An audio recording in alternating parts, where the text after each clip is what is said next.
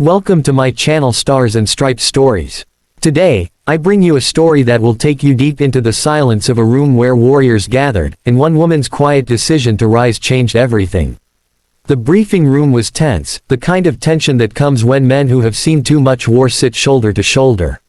The air smelled faintly of old coffee and desert dust carried in on their boots.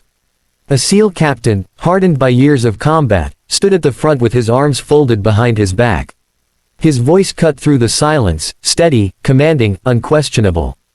"Any combat pilots here?" he asked. For a moment, the room stayed still. The men glanced around at one another, their eyes moving as if the answer had to be found in someone else. The captain's gaze swept across them like a searchlight. No one moved. And then, from the corner, a chair scraped softly. All eyes turned. She rose to her feet, quietly, almost cautiously, but there was no hesitation in her eyes. She wasn't tall, not imposing by the standards of the men around her, but the way she carried herself was different. Her posture was straight, her chin slightly lifted, her silence saying more than a dozen words ever could. The captain's eyes narrowed. "You." She didn't flinch. "Yes, sir." A murmur rolled through the room. Some smirked, some raised their brows. A few shook their heads like they had just heard the beginning of a joke. The SEALs weren't used to this. They weren't used to a woman answering that kind of question in that kind of room. The captain let the silence drag. "Step forward." She walked to the front, her boots clicking softly on the concrete floor. She didn't rush, didn't swagger.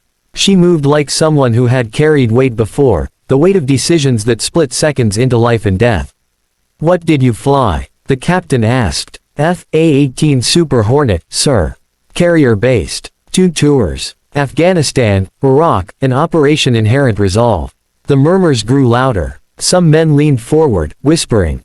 Others stared, trying to size her up. The captain's jaw tightened. "Call sign." She hesitated for a heartbeat, as if speaking it carried memories heavy enough to crush the chest. Then she answered softly, "Falcon." And in that one word, something shifted. The captain knew the name.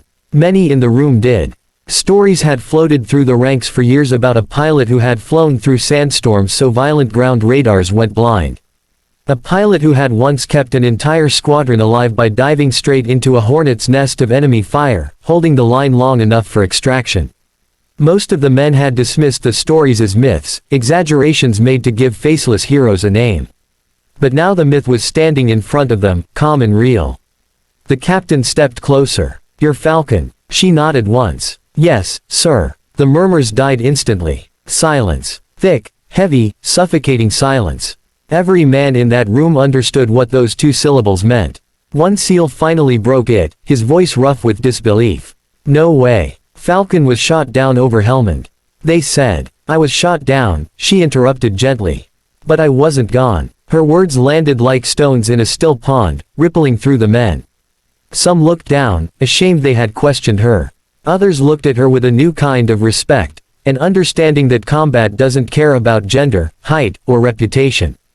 Combat only respects survival. The captain studied her. His face remained hard, but his eyes softened just enough for those who knew him well to notice. "Tell them," he said quietly. She inhaled, steadying herself. Her hands remained still at her sides, but her voice carried the weight of memory. "It was 2014, Helmand Province. My squadron was tasked with providing close air support for a Marine unit pinned down in a valley. We flew in low, but the storm came fast. Dust swallowed the sky, comms started breaking, and visibility dropped to nothing. Still, we pressed on. Those Marines needed us." The men listened, silent. "I took the lead. Enemy fire locked on. My bird was hit, hard. I knew I couldn't make it out. I stayed low, pulled their attention off the Marines. By the time I ejected, my squadron had broken the enemy's line. The Marines lived. That's what mattered." Her voice didn't waver. There was no pride in it, no arrogance. Just fact. The way warriors speak when they tell stories of pain and duty. "I went down behind enemy lines. 8 days. Alone. Injured. No food. No water. Just survival. When they finally found me, I wasn't Falcon anymore. I was just a name on a casualty list that never got filed." A lump rose in the throat of even the hardest SEAL sitting in that room. The captain stepped back and faced his men. His voice thundered now, deep with conviction. This is why you never assume. This is why you listen before you laugh. You're looking at someone who's seen death in the face and came back to keep fighting. That's more than most of us can say. The room was silent again, but this silence was different. It wasn't disbelief anymore. It was reverence. One seal stood and saluted her. Then another. And another. Soon, the whole room of hardened warriors, men who had stormed compounds, men who had carried brothers home in body bags, stood with hands to their brows. They saluted her not because she was a woman, not because she was a survivor, but because she was one of them. She didn't cry. She didn't smile. She just returned the salute, steady and unwavering, as if she had been waiting her whole life for that moment of recognition.